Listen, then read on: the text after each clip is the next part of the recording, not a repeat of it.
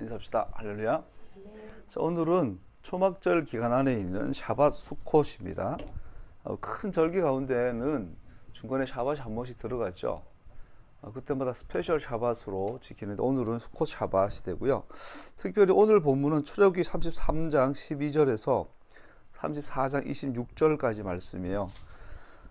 이것은 금송아지 사건 이후에 모세가 엘룰월 1일 날 두 개의 돌판을 들고 다시 두 번째 언약을 맺기 위해서 시내산에 다시 올라가죠. 그 40일 기간, 그 30일 지나서 나팔절, 10일 더 지나서 속죄일 날, 용키푸르 날 내려오죠. 그런 그 가운데 쓰여진 내용이 공교롭게도 3년 사이클 토라 포션에서는 오늘 샤밧 수콧의 본문으로 선택이 되었어요. 고대 랍비들이.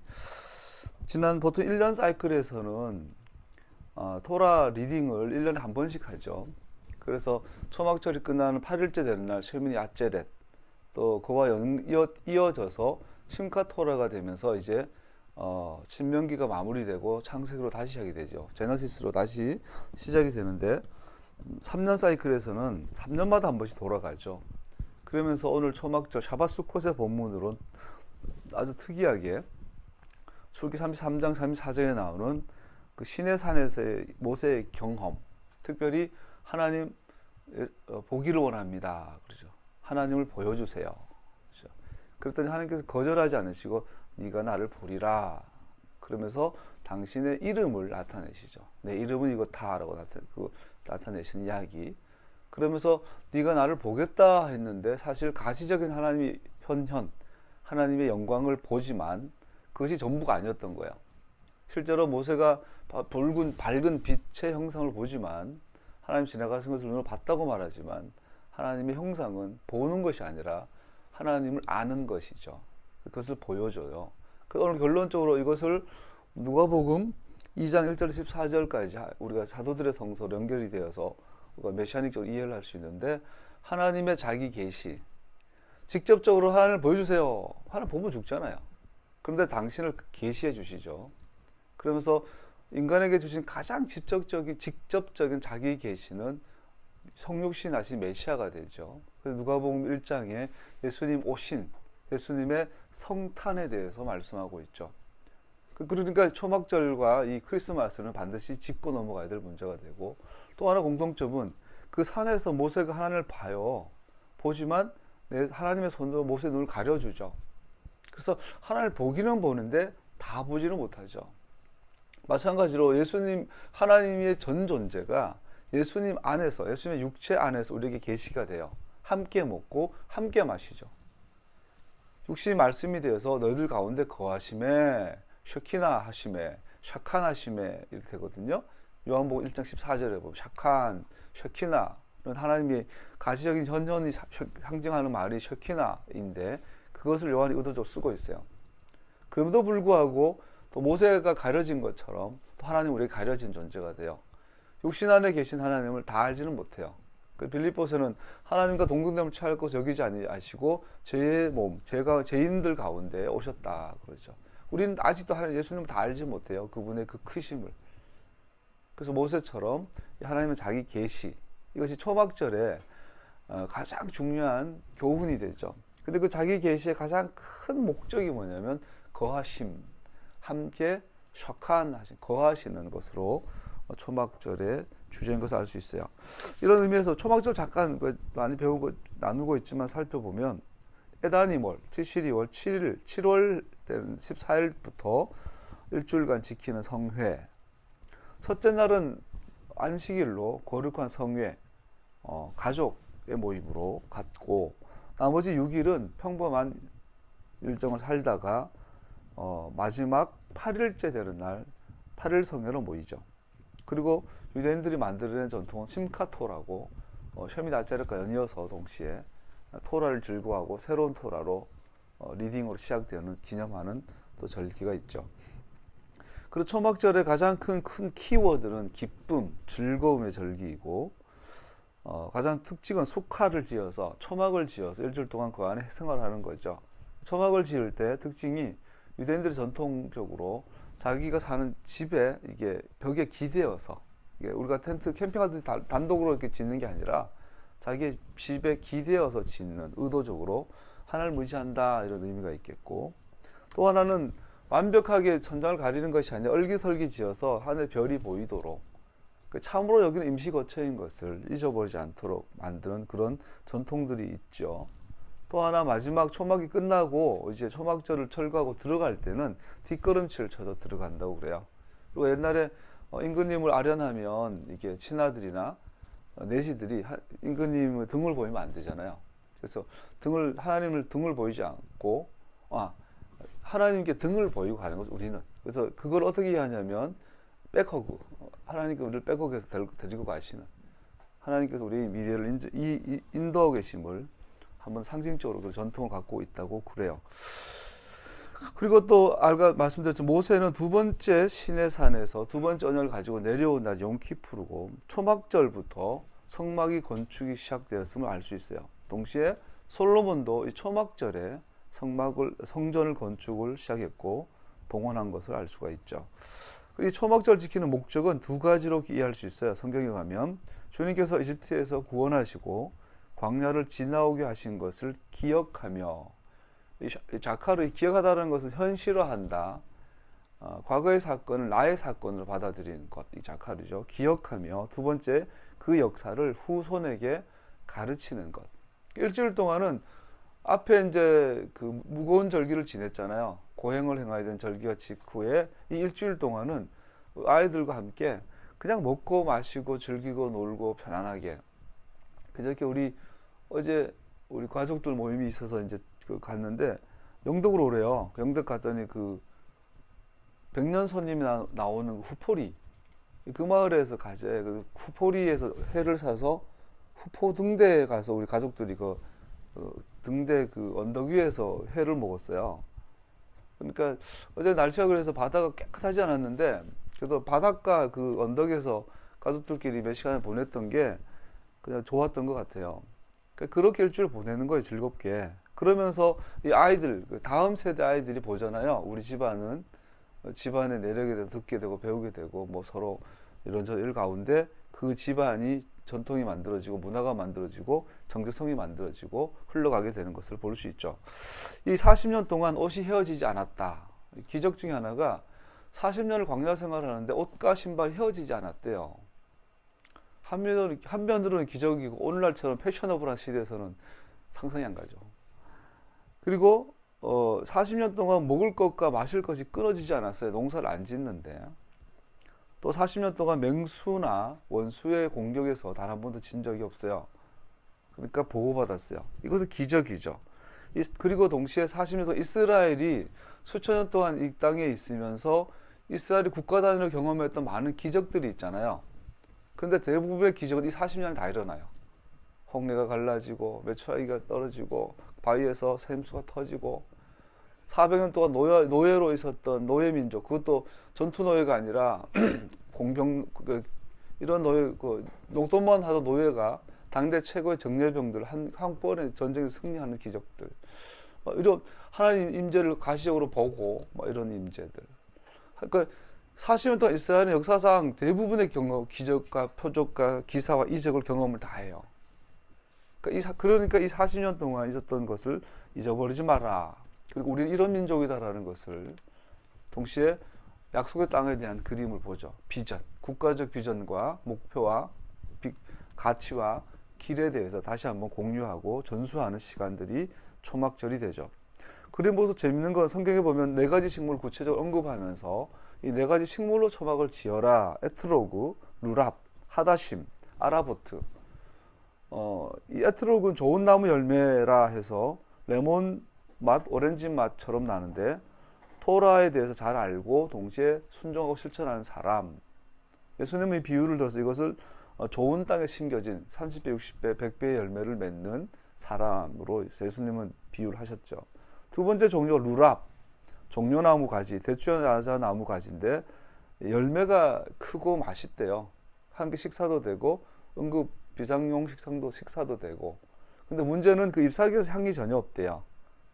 그래서 토라에 대해서 잘 알지만 실천력이 약한 사람들의 의미하고, 예수님도 그러죠. 듣기는 들으나 뭐 세상의 재리와 염려와 뭐 이 핍박이 왔을 때 시들어버려 열매 맺지 못하는 그런 종류의 인간이 나오죠. 세 번째 하다심, 무성한 가지의 나무의 가지, 도금냥, 음매화라고 번역이 되는데 이 나무의 특징은 향기 굉장히 좋대요. 그런데 잎사귀도 무성하고 아주 향기 좋고 무성하니까 인기가 좋겠죠. 그런데 열매가 없대요.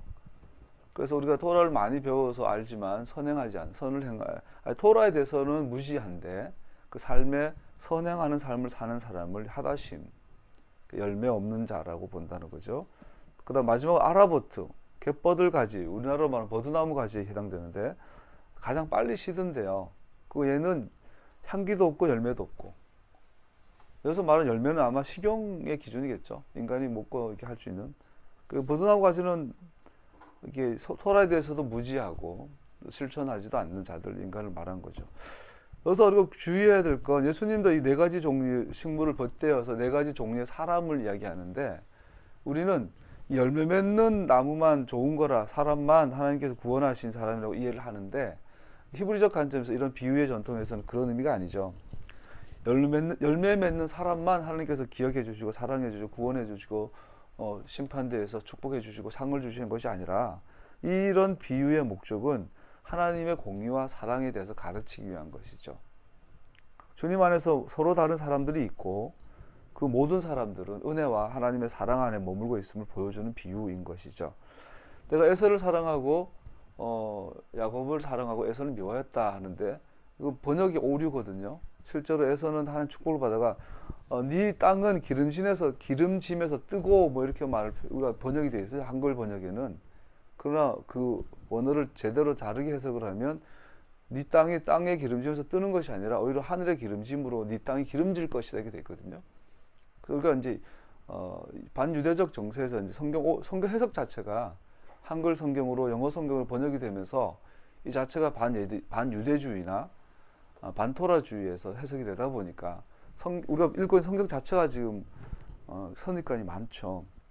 그 가장 큰 선입관, 이 네 가지 비유에 대한 선입관이요.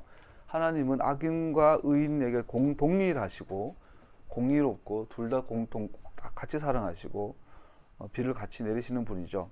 그래서 예수님의 네 가지 비유는 사람을 구별하고 차별을 하는 것이 아니라 이 비유의 목적은 하나요. 초막절을 갖고 있는 이 네 가지 식물, 예수님의 네 가지 비유의 목적은 하나요. 밭을 경작해라 라는 거죠. 누구든지 밭을 열심히 경작해라. 그러면 열매 맺을 것이다 라는 거죠. 제가 요즘 아까 설거지하다가 옛날 뉴스를 들었는데 도올 김용옥 교수가 인터뷰한 내용이 있길래 오랜만에 김용옥 교수님 또 무슨 소리 하시나 들어봤죠.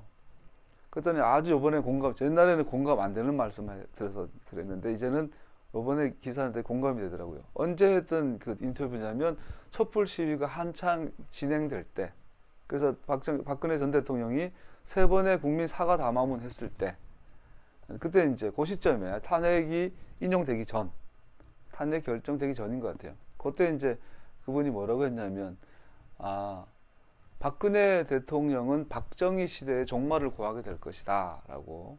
박근혜 대통령이 이렇게 취임할 때, 당선됐을 때 아무도 그 이해가 잘 안 된 거죠. 박정희 대통령의 딸이 대통령이 됐으니까 이제는 이제 르네상스죠. 박정희 르네상스. 박정희 시대의 재현이 될 거라고 예상할 때 도올 김용옥 교수는 반대로 오히려 우리나라 이 근현대사에서 이승만과 박정희의 그늘이 너무 많은데 이승만과 박정희 이후에 이 정치사에서는 그 프레임이 같다라는 거죠. 박정희 아류, 이승만 아류, 또 거기에 대한 안티 세력들. 이것이 우리나라의 두 개 큰 프레임인데 오히려 박근혜가 그 딸이 대통령이 되면서 오히려 박정희의 세계가 이제 무너질 거다. 실제로 그렇게 됐잖아요. 지금은 다 명확하게 보게 되잖아요. 그래서 한국 정치사, 문화, 경제 모든 부분이 광라해서 새로운 변화가 아까 들으니까 와 역시 배운 분은 또 철학을 하는 분은 보는 게 다르구나. 동시에 그 했는 말은 또 엉뚱한 소리 하시더만. 그래서 하여튼 대단하시구나 했어요. 자, 다시 말해요. 여기는 저 목사니까 그것도 신앙적 입장에서 들을 수밖에 없잖아요. 놀랍게 사실은 저는 동의하는데 김용호 교수님의 그런 정치사 현대사에 대한 관점들 많은 부분 동의를 하는데 개인적으로 영적인 부분 전혀 동의하지 않지만 한국 교회가 어디에 와 있는가, 이게 네 가지 예수님의 비유를 보고 돌아볼 수 있어요. 한국 교회는 좋은 나무, 좋은 밭에 뿌려진 열매인가, 가시밭길에 돌짝밭에 맞으면 어디에 길가밭인가. 여러분도 개인적으로도 그렇지만 우리 한국 교회 전체는 어느 비유에 속할까요? 우리 물어볼 필요가 있잖아요. 그러면서 객관적으로 하나님, 객관적으로 뭐 이것도 주관적으로 할 수 없지만 성경의 관점에서 입각해서 봤을 때 한국 교회는 좋은 나무는 아닌 건 확실하죠. 촛불 집회에 대한 평가는 극단적으로 달라지죠. 그래서 아까 고대 옛사회, 구사회에 무너진 교회는 함께 몰라 그러죠. 그런데 이 촛불 집회는 동시에 새로운 시작에 대한 하나님의 축복 인도하심이라고 믿어요. 그러면 교회는 다시 일어서겠죠.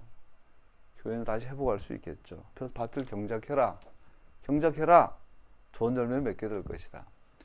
예를 들어서 이번에 고향에 가서 우리 조카들도 만났는데 조카들 중에 신학생들이 좀 있어요. 붕뜬 소리를 하죠. 나는 신학생이니까 그거 이제 신학교 4학년인데 이제 전도사 자리를 찾아봐야 되는데 이력서를 한 군데도 안 썼대. 왜 안 쓰냐 그랬더니 하나님 인도하심 따라갈 거라고. 그래서 내가 그 엄마한테, 아버지한테, 그 조카 우리 이제 고모부한테, 걔들 우리 애들 고모부죠 한테 200군데 교회 원서를 쓰세요. 그럼 한 군데 갈 겁니다. 200 정도 이력서를 쓰면 100군데 정도 면접이 올 것이고 그 중에 하나 정도 잘 되면 전도사 나갈 수 있을 겁니다. 이력서 200통 쓰면서 기도해라. 그랬더니 그 이제 우리 누나가 그지 그러더라고요. 아니 이력서 안 쓰고 어떻게 전도사를 나가? 뭐 지가 인맥이 있어, 뭐가 있어? 밭을 경작을 해야 열매를 맺죠. 우리 그동안 예를 들어 말고 그런 식의 사고방식을 가르쳤던 교회, 그런 비현실적인, 근데 비현실적인 것이 굉장히 영적인 것처럼 가르쳐줬던 교회. 그래서 정신을 차리고 합리적으로 제대로 보면 좋게 말하면 비현실적이고 그냥 리얼하게 말하면 바보들, 이상한 화성인들이 되는 거죠. 그런 교회 종말을 구하고 좋은 열매를 맺도록 다시 경작을 해야 되는 시대라고 생각합니다. 예수님과 초막절 관계는 아주 밀접하죠. 모든 절기는 예수님의 절기예요. 예수님의 고난과 부활을 보여준 것이 유월절이죠. 예수님의 이름으로 오신 성령님의 성령님의 오심을 기억하는 것이 오순절이죠. 예수님의 재림과 예수님의 천년의 통치를 이야기하는 것이 바로 초막절이죠. 모든 절기는 예수님의 절기입니다. 그러면 동시에 초막절은 반드시 크리스마스를 짚어봐야 돼요. 소위 성탄절, 크리스마스. 예수님의 탄생일이 언제일까라는 것은 초막절 이야기에 있어서 굉장히 중요합니다. 제사장 직문 입 4개조로 되어 있고 각 조가 2주씩 성전을 섬기는데 아비벌부터 시작을 하거든요. 그런데 역대하에 보면 세례 요한의 아버지 스가랴가 아비야조에 속한 8번째 조인 걸 알 수 있어요. 그렇게 이제 따져보면 세례 요한을 보내겠다고 약속했던 것이 아비벌로 기준으로 하면 세례 요한 6월절에 태어난 것을 유추할 수 있고, 세례 요한 이후에 6개월 예수님이 오시니까 태어나시니까 정확하게 초막절 기간이 예수님이 오신 날인 것을 알 수 있죠. 그리고 우리가 가장 초막절 가운데 짚어봐야 될 가장 오류, 예수님 탄생에 대한 그 스토리 가운데 가장 잘못 알고 있는 게 동방박사 3사람. 성경 어디에도 동방박사가 3사람이라는 말은 없어요. 3가지 예물을 드렸다 그러죠. 그리고 동방박사가 그날 밤에 헤롯을 떠난 그날 밤에 뭐 예수님 만나고 이렇게 이야기하고 있는데, 이번에 시골 가서 이제 제가 모교회가 수몰돼서 잠기고 새로운 신축한 교회를 이제 고등학교 다녔는데 밤에 잠깐 보고 왔어요.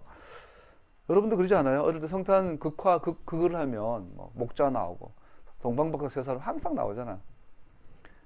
그런데 성경에서 3사람 말 전혀 없고요. 또 하나가 약 2년, 최소한 2년 이후에 처음에 헤롯을 갔다가 그 동방박사가 예수님을 직접 알려나게 되는 것은 최소한 2년 이후인 걸 알 수 있어요.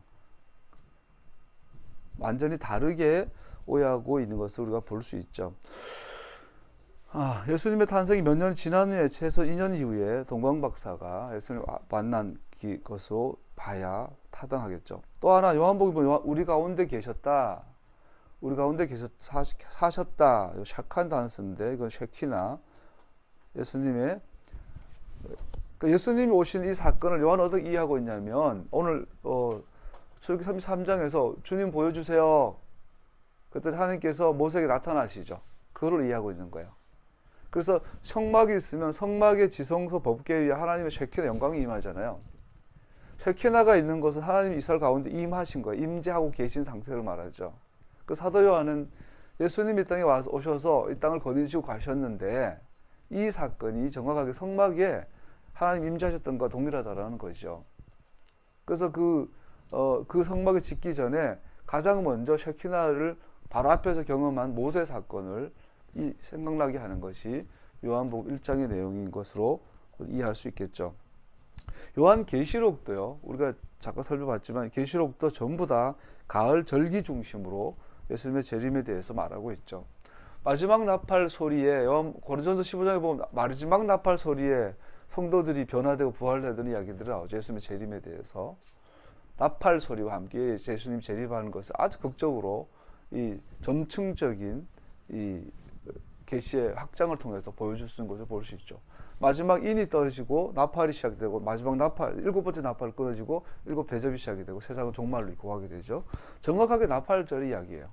그래서 우리가 첫째 번째 나팔 오순절 그리고 마지막 나팔 나팔절 그리고 큰 나팔 소리와 함께 하나님 법적인 문이 닫히는 이야기를 볼 수가 있죠. 그것도 정확하게 예수님의 재림과 관련된 이야기들이죠. 또 하나 반드시 우리가 실현해야 될 좋은 전통 중에 하나가 이건 성경에 없지만 유대인들의 전통인데 초막절은 7일 내내 매일매일 손님들을 많이 초청을 했어요. 이웃에게. 그래서 초막절 특별히 11조가 해당되는 돈을 특별히 내서 먹고 마신 걸 잔뜩 준비해 놓죠. 그 이유가 손님을 초청하기 위해서. 놀라운 사실은 전통적으로 유대인들은 그때 오시는 손님을 누구라고 이해를 하냐면 아브라함, 이삭, 야곱, 요셉, 모세, 아론, 다윗을 상징한다고 그래요. 그때 오신 손님들이 공교롭게 이 사람들의 공통점은 전부 다 메시아에 대한 예표를 가진 인물들이에요. 자, 재밌죠? 그래서 유대인들은 천년 전부터 전통적으로 초막절이 되면 사람들을 집으로 초청해요.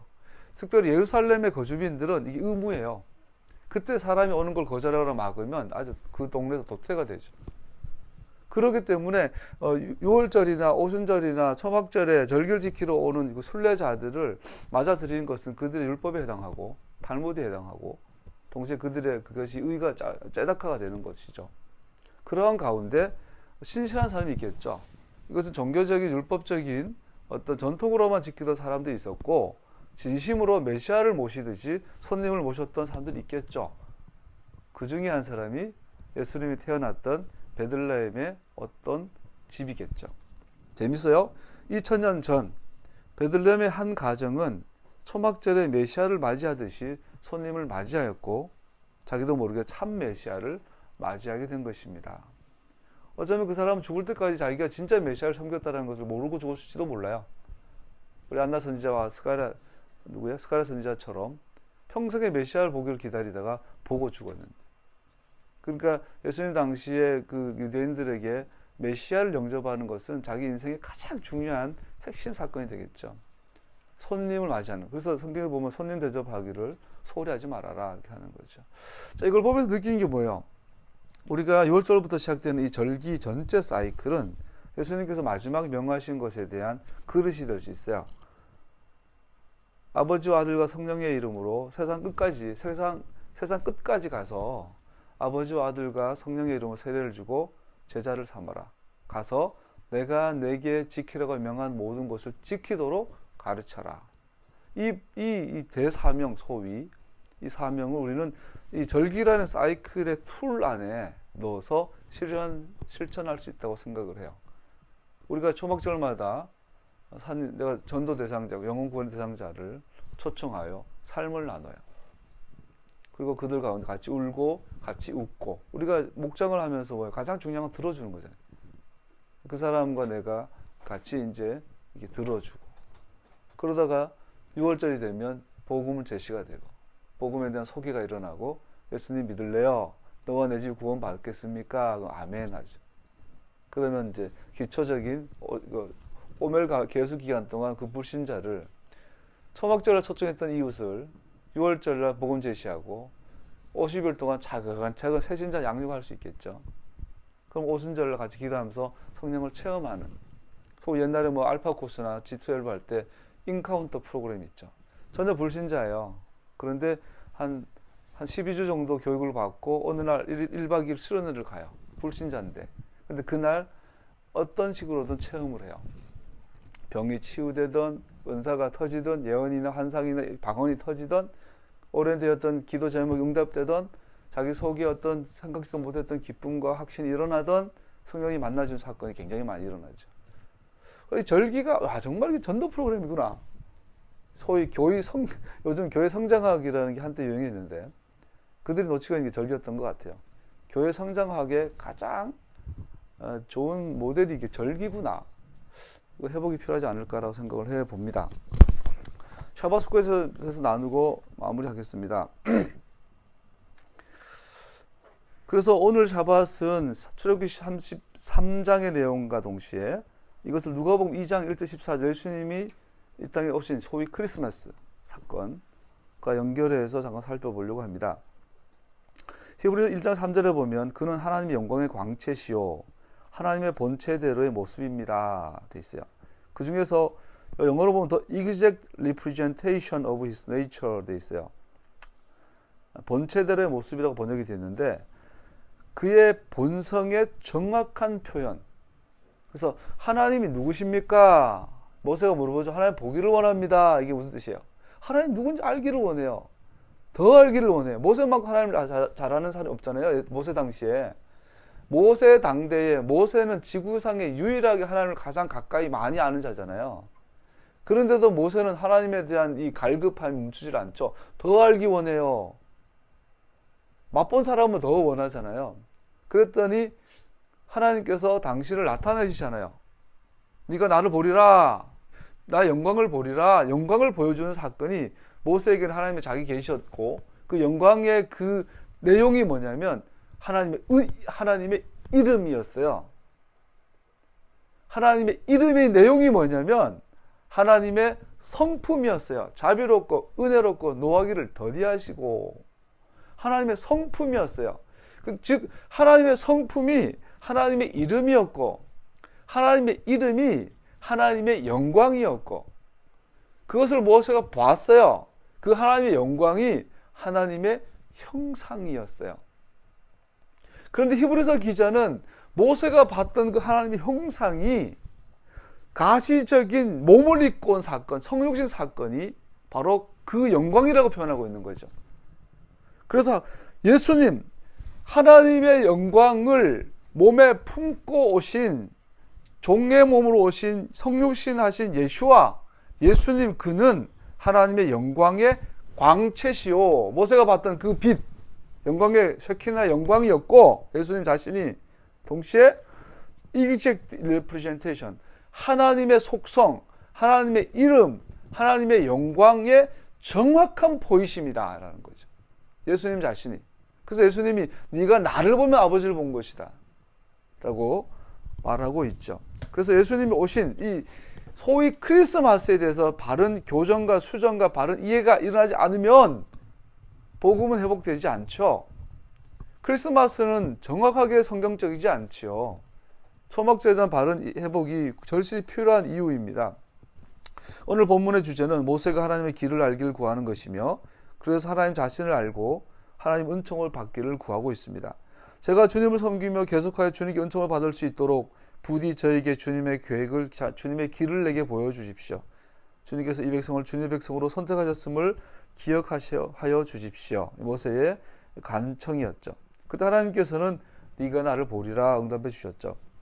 하나님께서는 그의 임재하심, 문자적으로 하나님 얼굴이에요. 성경에서 하나님 임재하심 표현은 하나님 얼굴이라는 표현이에요.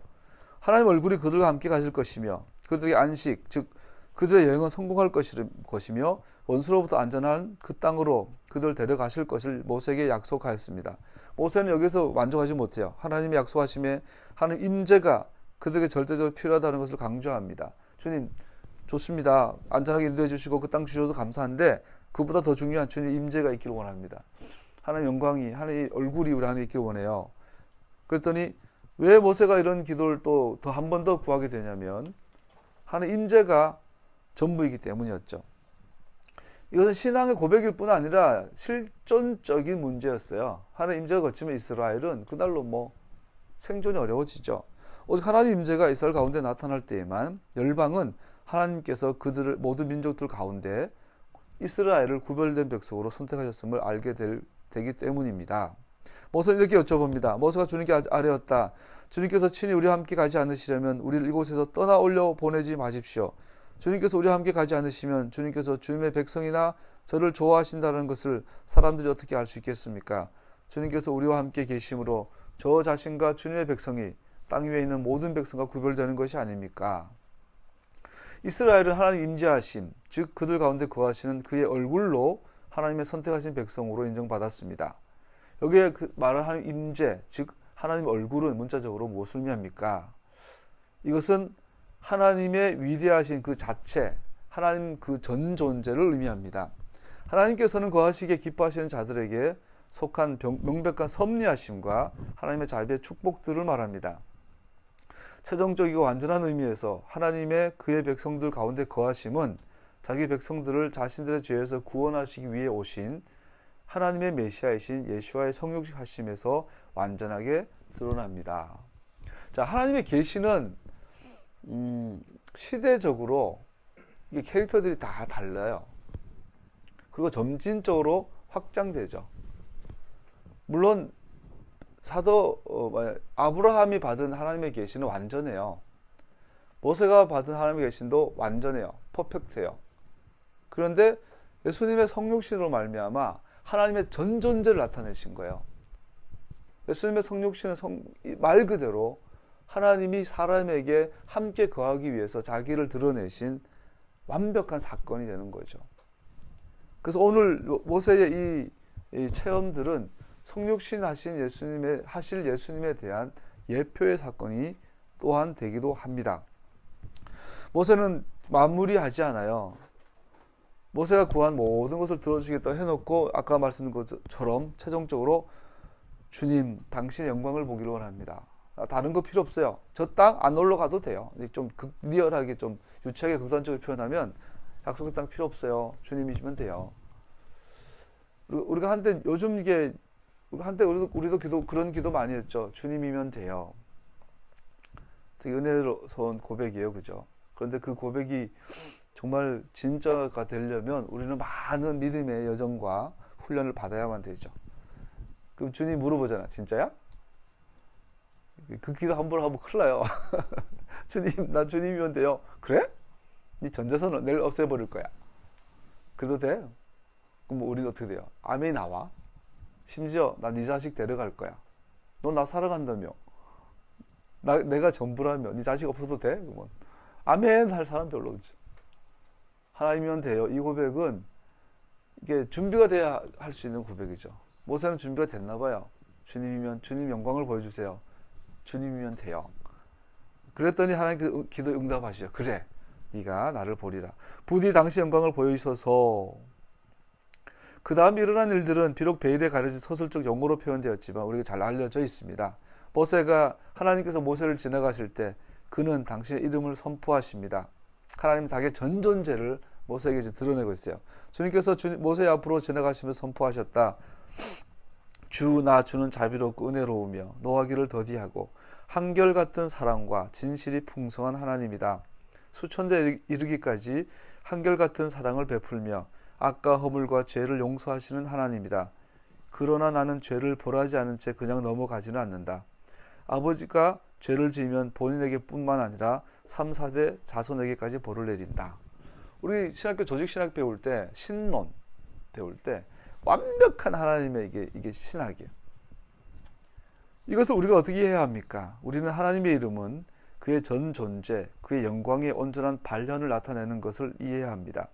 그의 영광은 빛나는 빛의 현상으로 나타나는 것이 아니라 오히려 빛나는 빛은 그의 무한하신 위대하심과 거룩하심과 공의로움, 주권, 사랑, 은혜, 자비의 물리적 묘사입니다.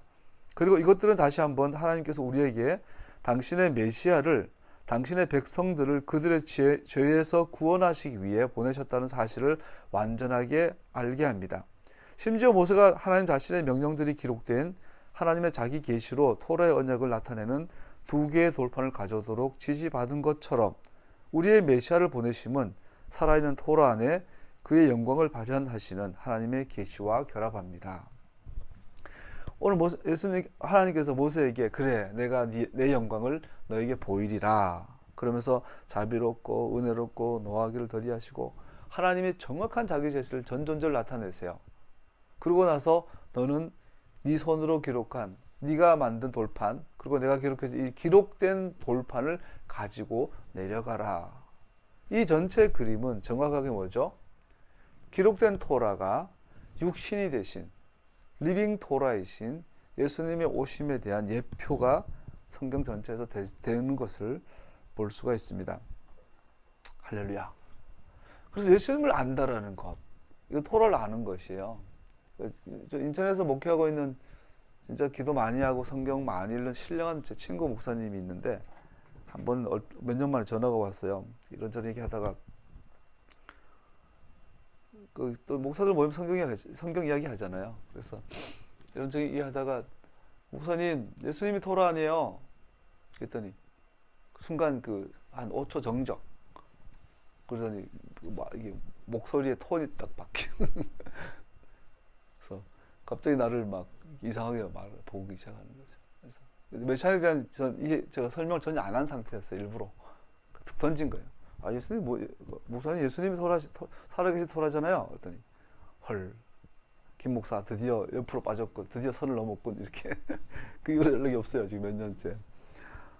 요번에 어제 부속사 쪽에서 오랜만에 가서 가족들하고 그 묵밥을 먹었는데 그 부속사에도 제 친한 친구가 있었죠. 부속사 앞에 지금 몽골 선교사가 있는데 여러분들 기억하시죠? 몇 년 전에 그 친구를 찾아갔죠. 일부러 토라책을 잔뜩 들고 경주에서 목회하고 있는 제 동생 목사님도 올라오고 목회하다가 못 하겠다고 때려치우고 봉화에서 사과 농사한 친구 친했던 친구들이에요.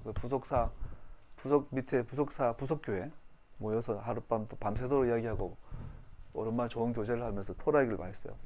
내가 토라를 전하고 메시아 운동 전하고 그래도 그 영주에서 영향력이 있는 교회의 담임 목사였는데 그 친구는 참 좋아요. 그래도 야 오랜만에 만났는데 또 우리가 말씀 이야기하는 게 좋다. 네 말 다 맞다. 아멘 아멘. 그러고 안 받아들여. 그때 제가 영주 갔다 오면서 속으로 내가 동료 친구 목사들한테 내가 토라 메시아닉 안 전해야지. 지들이 먼저 물어볼 때까지는 먼저 말하지 말아야지. 이런 생각을 한 적이 있어요. 오랜만에 어제 부속사 앞을 지나가면서 또 옛날 생각이 나더라고요. 자, 예수님은 리빙 토라세요. 그래서 예수님을 알려면 토라를 배워야 돼요. 그 토라를 사도들이 어떻게 이해했는지를 알기 위해서 사도들의 성서를 읽어야 되죠. 그 토라를 어떻게 설명해 주는지를 보려면 사도들의 책과 선지자들의 책을 보면 돼요. 그 토라를 해석해 놓은 선지자들과 사도들의 그 말씀 위에 세워진 게 에클레시아예요. 사도들과 선지자들의 터 위에 세워진 마이 에클레시아, 내 교회. 오늘날 교회가 왜 이래 됐을까요? 예수님에 대한 바른 보는 것이 없기 때문이겠죠. 토라 해보면 그래서 현실적이고 굉장히 우리의 실존과 우리의 존재 자체와 관련이 있는 것을 볼 수 있습니다.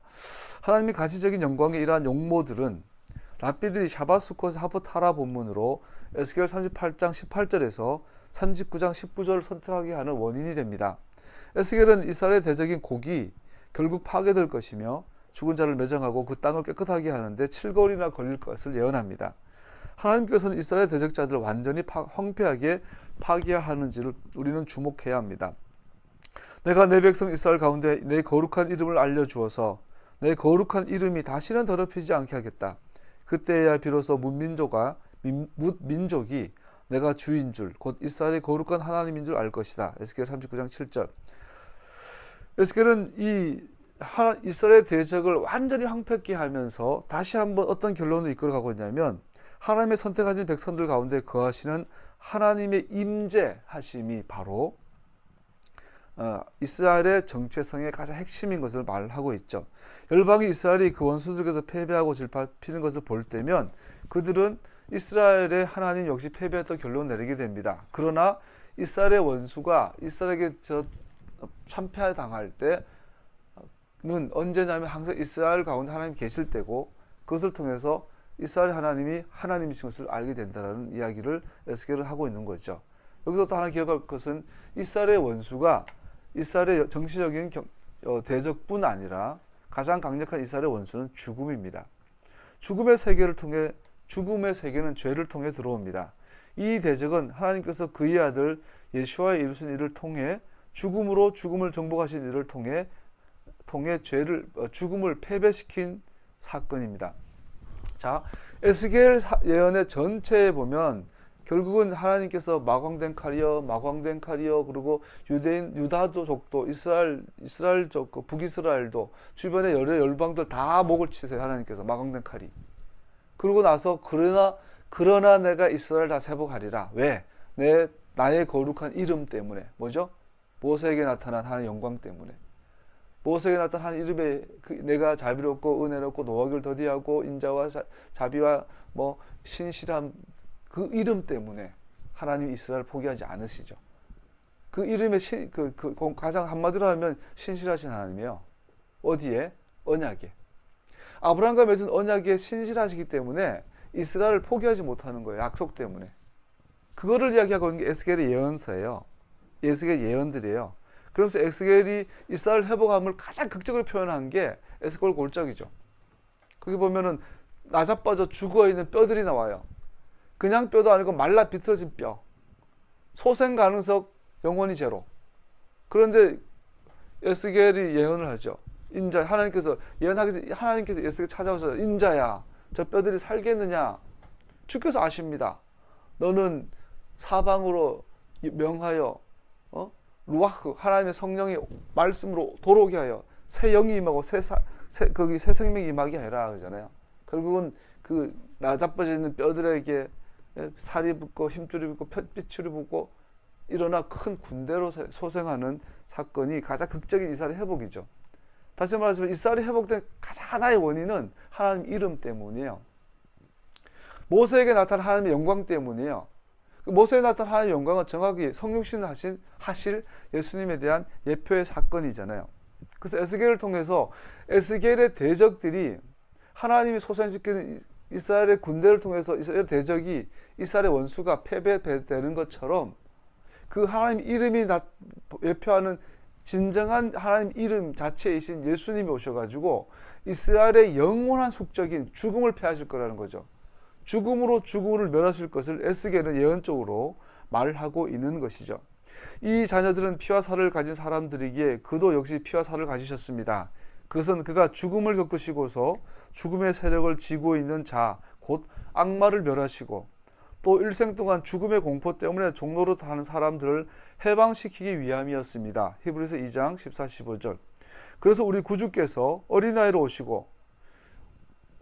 오신 메시아 예수님이 그 첫날을 외양간의 낮은 곳에서 보내실 때 천사들이 찬양과 영광으로 팡파레를 올리며 그의 탄생을 알리는 것은 그리 놀라운 일이 아닙니다.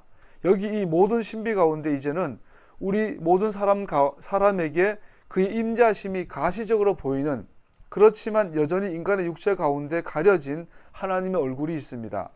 모세처럼 예수님의 아버지를 향한 겸손하신 복종하심을 통해 하나님의 손으로부터 보호받으며 오직 영광의 주님께서 지나가신 후에 그 여파만을 우리는 볼 수 있습니다. 누가가 이 장면을 어떻게 묘사하는지 주목하십시오. 그런데 주님의 한 천사가 그들에게 나타나고 주님의 영광이 그들을 두루 비추니 그들은 몹시 두려워하였다. 모세가 하나님 주님의 얼굴을 보기 원합니다. 네가 나 영광을 보리라. 누가는 이 모세가 시내산에서 보았던 그 영광을 백그라운드로 하고 지금 예수님의 탄생 기사를 쓰고 있는 거예요. 그리고 이제 우리는 주님의 천사가 이렇게 전하는 말을 듣게 됩니다. 천사가 그들에게 말하였다. 두려워하지 말아라. 나는 온 백성에게 큰 기쁨이 될 소식을 너희에게 전하여 준다. 초막절은 기쁨의 절기예요. 큰 기쁨의 절기예요. 오늘 다윗의 동네에서 너희에게 구주가 나셨으니 그는 곧 그리스도 주님이시다. 모세가 주님을 보기를 원합니다. 네가 나를 보리라. 내가 내게 나의 영광을 나타내리라. 이것이 문자 그대로 실현된 사건이 피와 살을 맺고 입고 오신 예수님의 모습이죠. 이 어린 남자아이를 설명하는 것에 우리는 주의를 기울여야 합니다. 누가복음은 의도적으로 구원자, 즉 메시아이신 아도나이라고 표현합니다. 보통 성경은 주님의 사자는 그를 메시아이신 구원자로 간단하게 언급하지만 누가는 여기에 더하여 아도나이, 헬라어로는 큐리오스라는 단어를 사용합니다. 오스 에스틴 크리스토스 큐리오스. 큐리오스라는 단어는 과거 고대 사회에서 항상 신적인 존재를 표현하는 단어였습니다. 천사가 전하는 말은 분명하지 않지만 아마 히브리어나 아람어였을 것입니다. 목자가 메시아 그 주님 말을 함으로 이해하는 것은 우리가 무엇을 이해합니까? 70인역을 참고하면 헬라어 큐리오스는 70인역 대부분에서 요두해, 바부해를 큐리오스로 번역하고 있습니다. 우리 70인역은 히브리 성경을 헬라 성경을 번역하는 것인데 히브리 성경에는 요두해, 바부해, 주님이라는 단어를 항상 큐리오스로 번역을 했다라는 거죠. 그래서 누가는 이제 이 아이는 누구라고 말하고 있는 거죠? 아도나이시다. 성경 전체에서 아도나이는 언약의 하나님이에요. 우리가 아미다기도 1번이 뭐예요? 아브라함의 하나님, 이삭의 하나님, 야곱의 하나님. 그분이 아도나이세요. 모세에게 나타나서 내가 지금까지는 너희에게 나를 아도나이로 나타내진 않았지만 이제는 아도나이로 나타내리라. 이 말이 뭐예요? 분명히 아브라함에게도 주님은 아도나이로 나타나셨어요. 그런데 왜 모세는 그렇게 나타나지 않았다고 말할까요? 이 비밀이 아브라함의 하나님, 이삭의 하나님, 야곱의 하나님에서 나타나는 거예요. 아미다기도 1번에서 뭐라고 말하냐면 나는 아브라함의 하나님, 이삭의 하나님, 야곱의 하나님으로 말하지 않고 아브라함의 하나님, 이삭의 하나님, 야곱의 하나님으로 말하고 있어요. 같은 말 했나? 아브라함과 이삭과 야곱의 하나님이 아니고 아브라함의 하나님, 이삭의 하나님, 야곱의 하나님. 나는 죽은 자의 하나님이 아니고 산 자의 하나님이다 라는 거예요. 내가 아브라함과 언약을 맺은 것처럼 내가 너와 언약을 맺으리라 이거예요. 1대1의 관계. 산 자의 하나님. 할렐루야. 할렐루야. 이것을 나타내는 것이 아도나이세요. 그래서 모세에게 나타나셔가지고 내가 지금까지 아도나이로 나타난 적이 없다 이 말은 뭐예요? 나는 아브라함하고 언약을 맺었지만 아직 너네들과 언약을 안 맺었다. 언약을 안 맺었다. 그러나 지금 내가 아브라함과 언약을 맺은 것처럼 시내산에서 이스라엘을 한 국가 단위로 언약을 맺겠다 이 뜻이에요. 그럼 구원이란 건 뭐예요? 너희가 그리스도 예수를 주로 영접하면 있잖아요. 그리스도 예수를 아도나이로 영접하면 이잖아요. 모세가 이렇게 나타나셔서 내가 아브라함과 언약을 맺었지만 이스라엘 나라야 너네들 민족으로서 내가 언약을 안 맺었었다. 그러나 이제는 맺겠다는 것처럼 예수를 믿는다라는 말은 구원받았다라는 말은 내가 예수님을 아브라함이 언약을 맺은 것처럼 예수님과 나 사이는 언약의 관계가 되겠다. 나와의 1대1 관계가 아브라함의 언약이 이제는 내 언약이다. 시내산에서 맺었던 그 이스라엘의 언약이 나의 언약이다라는 것을 하겠다. 그게 구원이죠. 그래서 예수님께서 전도를 뭐라고 그래요? 가서 내가 내게 명한 모든 것을 지키도록 가르쳐라. 이게 전도예요, 전도. 그래서 누가복음은 누가는 이 예수님의 오심을 아도나이가 오심으로 표현하죠. 소위 성탄절, 크리스마스는 아도나이가 오신 날이에요. 그래서 그날을 12월 25일 날 오는 아도나이는 예수님이 아니에요. 예수님은 초막절 날 오셨죠. 하나님 영광이 임했습니다. 기록한 대로가 아니라 그럼에도 불구하고 진리 가운데 오셨습니다. 그리고 그러한 영광은 육체 안에 가려짐을 통해 하늘의 주인들로 군대가 갑자기 선포하게 합니다. 그러니까 근데 예수님이 모세도 가린 것처럼 예수님 오시긴 오시는데 하늘 영광이 오시긴 오시는데 가려져서 와요. 육체 가운데. 그 빌립보서에서 이렇게 말하죠. 하나님과 동등해. 하나님 자신이에요. 그런데 그것을 취할 것 여기지 아니하시고 하나님이신데 종의 형체를 갖고 오세요. 그러니까 사람들이 몰라봐요. 가려진 차로 오셨다는 말이에요. 그럼에도 불구하고 오늘 누가복음 1장에서 하늘의 천사들이 하늘의 군대라 그래요. 하늘의 군대가 선언하고 있어요. 여러분 선언 캐리그마 선포의 특징은 뭐냐면 네가 인정하든 안 하든 네가 듣든 안 듣든 그냥 선언하는 게 선포죠. 이것은 주권자만 할 수 있어요. 더없이 높은 곳에서는 하나님께 영광이요 땅에서는 주님께서 좋아하시는 사람들에게 평화로다. 할렐루야. 이것이 초막절 크리스마스의 크리스마스 말 써도 되나? 크리스마스의 참 의미죠. 초막절입니다. 예수님의 태어나신 날입니다. 우리는 매년 절기를 지켜가면서 성경의 절기로 또 유대인들의 전통을 참고해서 우리들 안에 새로운 절기들의 문화와 이 전통들도 만들어가면 좋을 거라고 생각이 듭니다. 우리가 수코스를 기념할 때 성령으로 우리와 함께 언제나 함께 계시고 우리가 언제 어느 날인가 그 얼굴을 보게 될 살아계신 토라 안에서 큰 기쁨으로 즐거워하는 날이 되기를 기원합니다. 기도하겠습니다.